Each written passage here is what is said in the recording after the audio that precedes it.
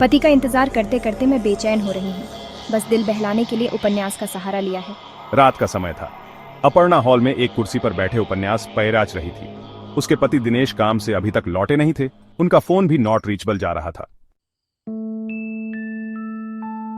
अपर्णा और दिनेश ने love marriage की थी।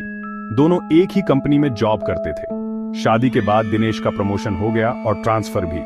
दिनेश के कहने पर अपर्णा ने जॉब छोड़ दी। दोनों को नए शहर आना पड़ा। उनकी शादी को अब 6 महीने हो गए थे। अपर्णा मां बनने वाली थी। उसका चौथा महीना चल रहा था। वे जिस फ्लैट में रह रहे थे वहां शिफ्ट हुए उन्हें बस एक ही सप्ताह हुआ था। अकेले नए फ्लैट में उसे डर भी लग रहा था।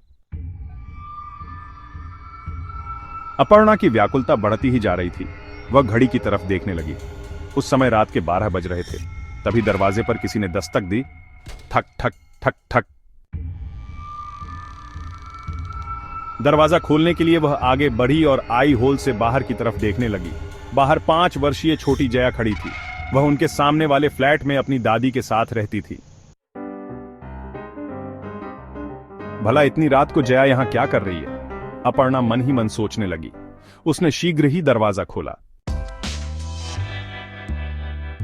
दीदी जल्दी चलो, दादी कुछ बोल नहीं रही। अपर्णा को समझते देर नहीं लगी कि जया की दादी की तबीयत खराब हो गई होगी। उनकी उम्र 60 वर्ष से अधिक ही होगी। वह फ्लैट में सिर्फ जया के साथ रहती थी। सभी उन्हें उमा दादी बुलाते थे। उनकी देखभाल के लिए कोई नहीं था। आज जरूर उनकी तबीयत बिगड़ गई होगी, इसलिए ही जया मदद मांगने आई होगी। दरवाजा बंद कर अपर्णा जया के फ्लैट गई। दीदी जल्दी चलो, दादी बेडरूम में है। अपर्णा ने बेडरूम में जाकर देखा कि जया की दादी सो रही थी। वह उनके पास गई।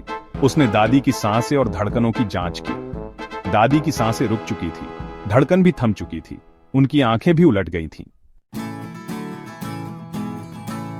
अपर्णा समझ गई कि दादी अब इस दुनिया में नहीं रही, लेकिन छोटी जया को वह क्या ही बताती। दादी सो रही हैं, तुम मेरे साथ चलो, दादी को परेशान मत करो, अपर्णा ने दादी की आंखें बंद करते हुए कहा। वह सोचने लगी कि इतनी रात को उसे अब इस परिस्थिति में क्या करना चाहिए। सबसे पहले वह जया को अपने साथ अपने फ्लैट ले आई।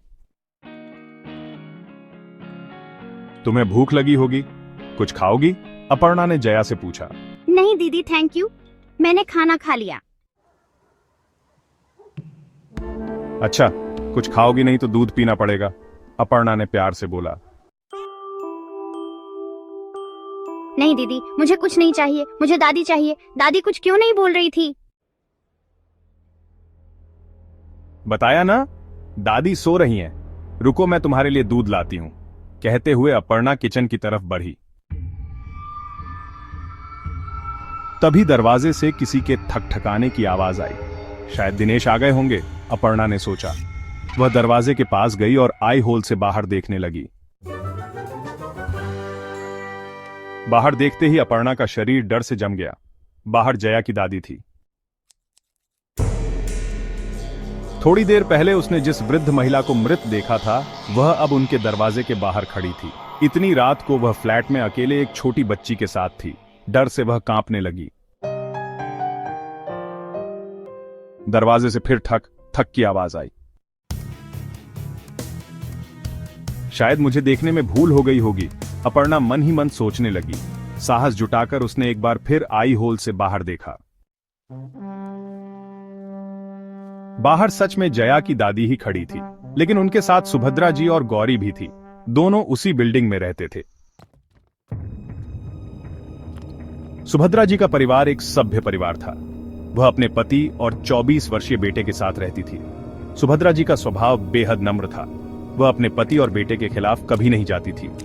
कोई भी निर्णय वह उनसे पूछकर ही लेती थी।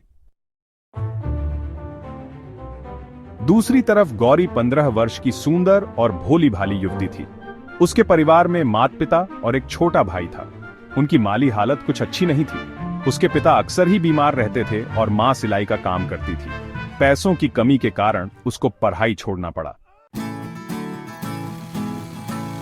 लेकिन भाई को अच्छी पढ़ाई देने के लिए वह अपनी मां की सिलाई के काम में सहायता करती थी।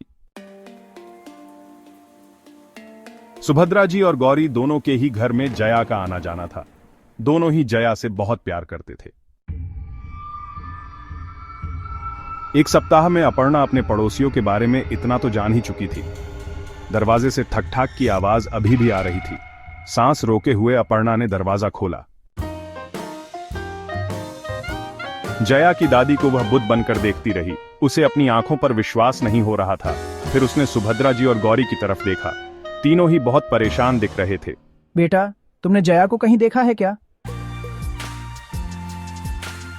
हाँ, वह अंदर है। भगवान का शुक्र है कि जया मिल गई। कहते हुए दादी ने चैन की सांस ली। आप लोग जया को ढूंढ रहे थे, लेकिन थोड़ी देर पहले तो। हाँ, हम जया को बहुत देर से ढूंढ रहे थे। उमा ताई का बीपी लो हो गया था, तो उन्होंने उसे मुझे बुलाने के लिए भेजा था। लेकिन वह शरारती लड़की तब की गई, अब तक न लौटी। आप लोग अंदर आइए। सुभद्रा जी की बातें सुनकर अपर्णा बोली। फिर वह तीनों को हॉल में ले आई जहां जया बैठी थी, लेकिन अब वह वहां नहीं थी। अपर्णा ने तीनों को सोफे पर बिठाया और जया को किचन में ढूंढने चली गई। Hall, kitchen, bedroom, toilet, Jaya कहीं नहीं थी। आखिर जया कहां चली गई और अपर्णा ने जो देखा उसका क्या मतलब हो सकता है? जानने के लिए अगला भाग देखें।